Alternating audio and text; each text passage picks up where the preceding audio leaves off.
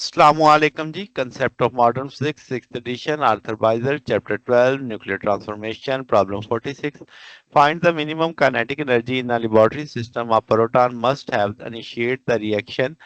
Neutron है, proton से hit करेगा, आउट नाइट्रोजन है, प्रोटॉन से हिट करेगी, न्यूट्रॉन आएगा साथ में और ऑक्सीजन आएगी।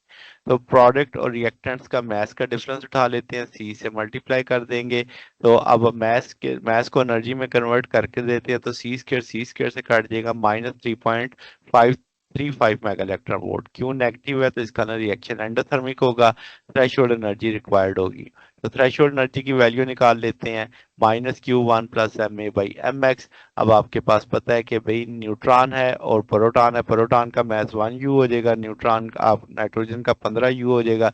इस सारे को लेके सॉल्व करेंगे, 3.771 मेगा इलेक्ट्रॉन वोल्ट आ जाएगी।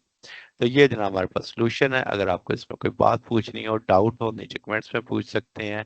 वीडियो अच्छी लगी हो, वीडियो को लाइक कीजिएगा, दोस्तों के साथ शेयर कीजिएगा, चैनल को सब्सक्राइब कर दीजिएगा। अब तक के लिए इतना ही, बकिया इंशाल्लाह नेक्स्ट देखेंगे। ओके, अल्लाह हाफिज।